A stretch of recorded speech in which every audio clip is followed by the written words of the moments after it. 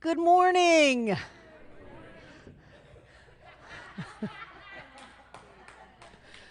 Don't freak out.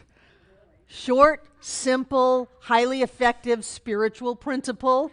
It is a teaching tool. It will get you out of many a situation. Don't freak out. Now, I know that's a move away from concept. I could have talked about spiritual maturity. But I figured don't freak out was plainer and a little bit more clear. But really what we're doing in this teaching and in this center is maturing spiritually. We're taking the experiences of our lives, we're using them to grow, and we're creating lives that get better and better and better. And so in this idea of maturity, you've got to have the idea of immaturity. And sometimes, probably for all of us, we are spiritually immature. One way that you can know if you're being spiritually immature is if you are freaking out.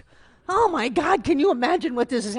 Did you hear that? Oh, it all is lost, lost, lost. That's a freak out. And it doesn't help. Because remember, one of the basic tenets of the science of mind is that what you focus upon and dwell upon, you're going to get in life. And so if you are choosing to freak out, to have all of the emotional reaction that so many people in the world have, if you're choosing to have that, you're just bringing in more and more and more of those circumstances and those experiences because you are an amazing being. You are a powerful, creative, spiritual being alive and well on planet Earth no matter what you're creating.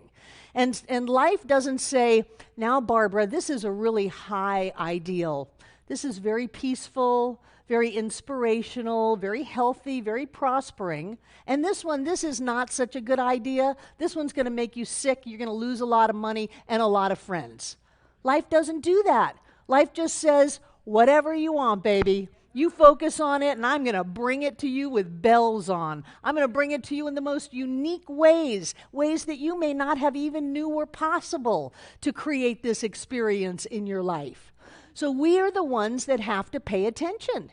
We are the ones that have to notice when we are not in Rafi's meditative bliss, but in the stage of freak out. And it's not just not to do it, because I want you to know that there are reasons that we freak out. And I don't mean that they're the reasons that we think they are. It's not what politicians are doing, what the economy is doing, what our neighbor is doing. We think those are the reasons. Those are not the reasons. Those are the excuses that we have to freak out. The reasons that we have to freak out is that this is a genetically programmed response to fear, to stress, to trauma. It doesn't come from our mature frontal cortex.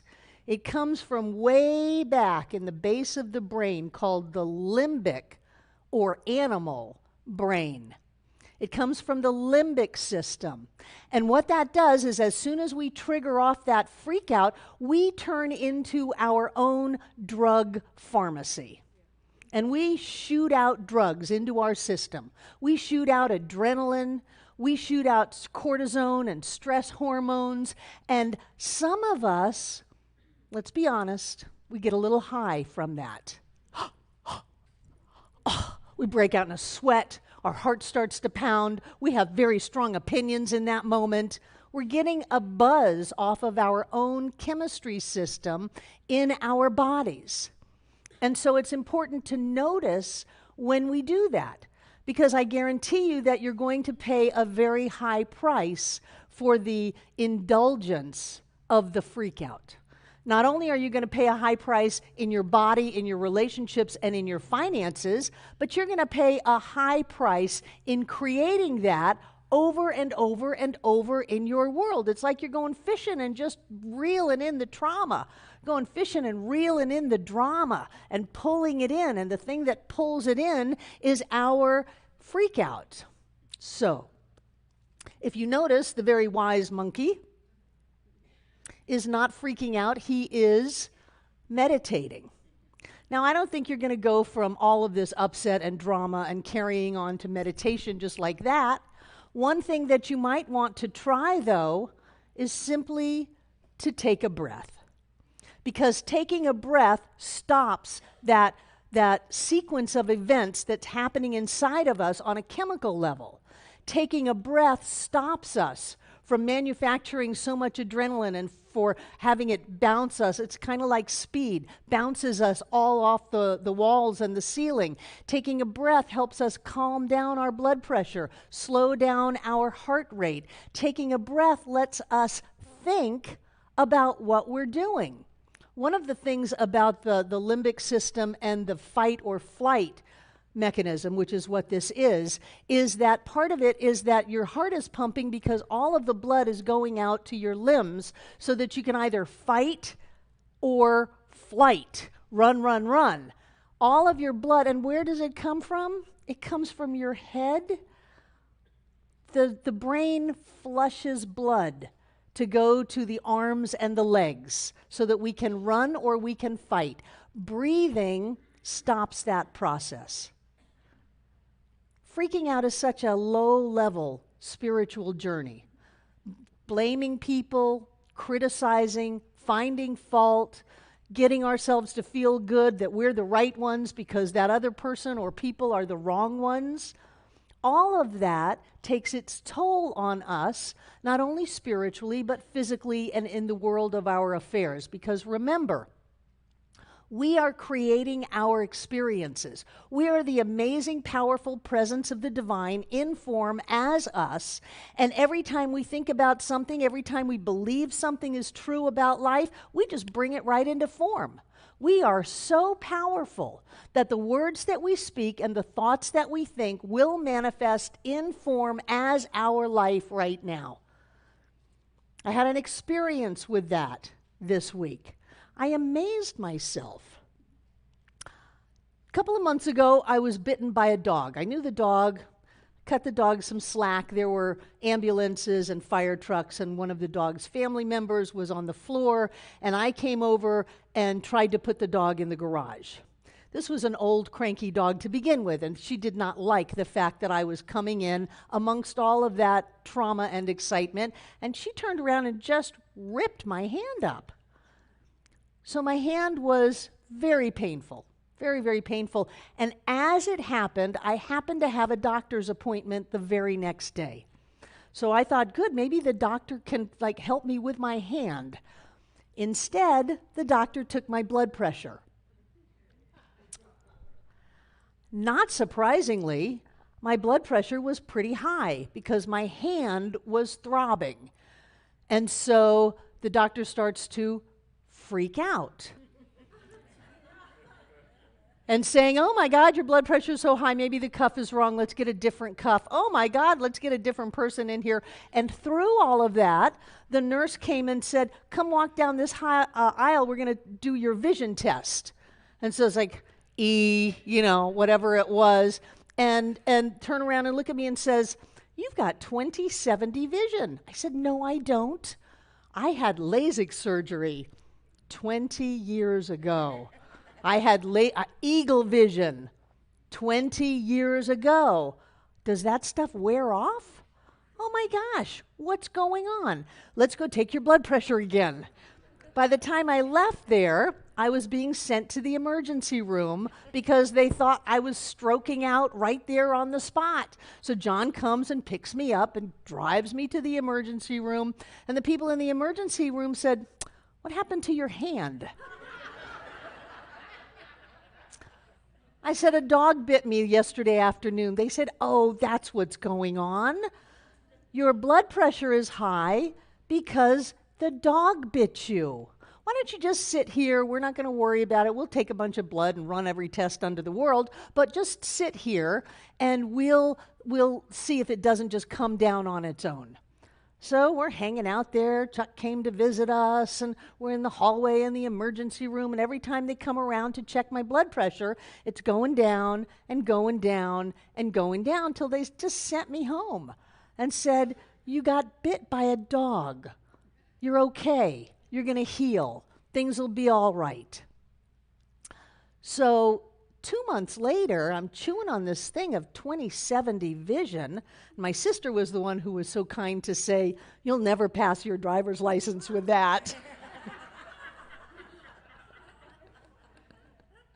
So I made an appointment with our wonderful member, Michelle Reams, who is a doctor of optometry and has Triangle Vision place on Merriman, and went over there and was seen by Amanda's sister, works there, who gave me chocolate. How great is that? So I'm in with my peeps. I've got chocolate. I'm completely relaxed. My hand is healed. And they gave me a vision test, and I have 20/20 vision. Yeah. And what this reminded me of is that when we freak out, our blood pressure goes up, our vision changes. Now think about this, not only physically, but metaphysically. What we see changes. How we see changes. When we allow ourselves to get all upset about something, then the way we see the world changes. And when we can pull ourselves back in and say, just wait a minute, let me take a breath, let me take a minute, and let me rethink this, then we can change our physical self, we can change the way we see, we can change our world. And so everybody's going to do it. Everybody's going to have something push their button. Everybody's going to experience life in a way of that didn't happen the exact way that I thought it was going to happen. And we're like a little kid. We do a temper tantrum, and we have a hissy fit. The important thing is as quickly as possible to turn that around. As quickly as possible to bring ourselves back and allow the natural state of prosperity, of love, of joy, of health and wholeness to return into our world, which will return into our physical body, it will return into our bank accounts, it will return into our relationships. You can't have a good relationship if you're always freaking out. It's exhausting. You can't have a lot of money if you're always going crazy about things. Well, they did that, and that's wrong, and this is not happening right. If we don't get a hold of our emotions, then we're going to be at effect of the life that we have created instead of the cause of the life that we have created. We created that life no matter what, but we can either bounce off of it or we can create anew.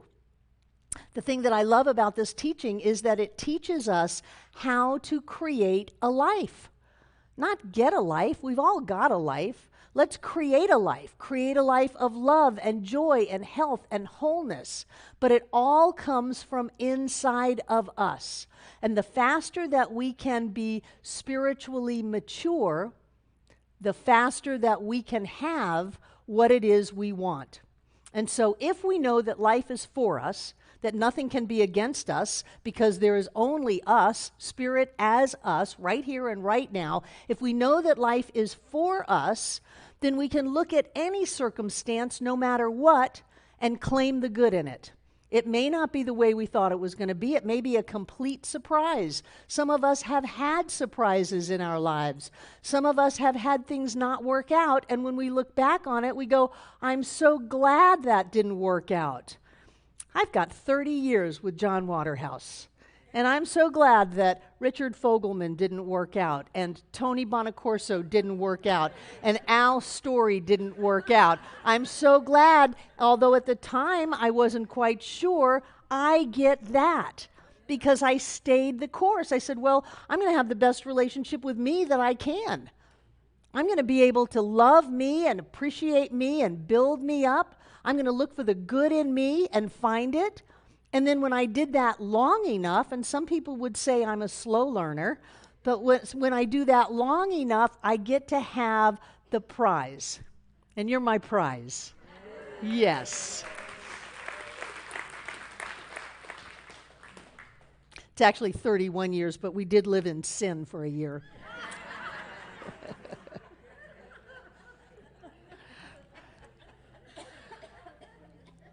We've got to put on our mature eyes.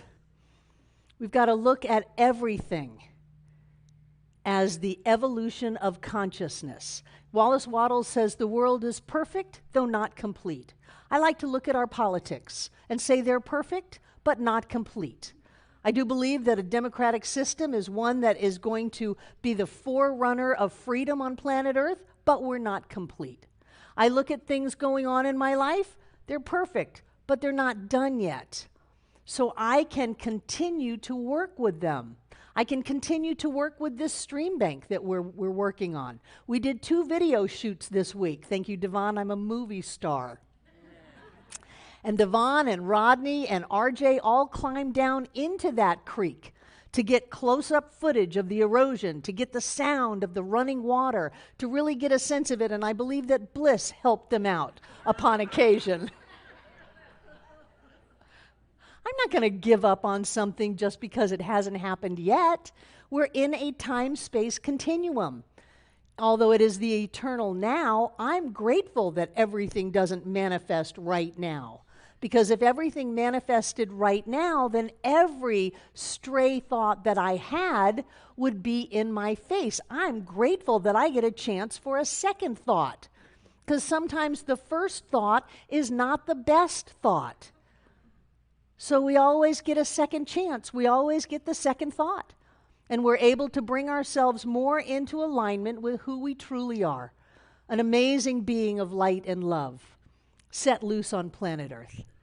We get to get into alignment with who we truly are. We are the magnificence and the abundance, the love and the joy of God itself as us. We are created to live a divine life. We are created to live the best life ever. You know, I don't know what's in the other dimensions. I don't know where Angie is. I don't know if there's sound or light or touch or taste, but I know that that's here. So I'm going to avail myself of sound and light and touch and taste, particularly taste. I'm going to avail myself of that and to continue to focus on the presence of God right here and right now. God is in this place because we are here. That means every place that we are, God is. Every place that we stand upon holy ground. Every word that we speak is the word of God. All of the power of creation is at the point of us right now. And as we open up to that, and instead of fighting what is that didn't fit our idea of what should be, we open up to the higher realm of what is. That God is right in the midst of this. And if it's not, if I don't see the outcome, it's because it's not over yet. It's still in progress. We are half-baked cakes at times. And if every time I opened up the oven and saw the cake was half-baked, if I did a freak out, then I would probably be dead by the time the cake came into full fruition. And we do it all to ourselves. So I am so clear that I can make my vision go to 2070 if I'm upset, which I believe is called blind as a bat, to 2020 when I remember who I am. I can make my blood pressure go up to 265 over 160 something and have people think I'm about to keel over, and I can bring it right back down again. I am in control of my life. I am in charge of my experience, and you are in charge of yours. It starts off with, what are we going to think about? How are we going to see the world? And what is our response to it? If we want to be emotionally immature, spiritually immature, we certainly can. We can go around and just look for what's wrong. There's plenty of it to be found if you're looking for it. We can blame other people for our problems. We can criticize all that is, and we can feel justified and right. But it's such a huge price that we pay. Or we can grow up spiritually, be flexible, let go of what we thought was going to happen, and bless what is. Find the good in it and watch that good show up. I don't care what it looks like. I don't care what you thought was going to happen. There is always good in everything because there is always God in everything because God is all that there is. And we are creating every experience of our lives. So if it's something different, there's something in there for us because we put it in there. I always think that we're like stones in one of those gem tumblers and they put sand in there. And it just knocks off the edges a little bit. It just shines us up a little bit. It polishes us. I didn't need that sharp point. I didn't need to be so rough around the edges. I'm getting polished with all of this. I'm finding God in the most amazing places, places that some people think it's impossible. We can do this. We can put on our spiritual eyes. We can feel spiritual feelings. We can live in the love and the joy that is life now because we are not freaking out. And so it is. Hi, I'm Barbara Waterhouse. And I'm John Waterhouse. Thank you for watching this message today.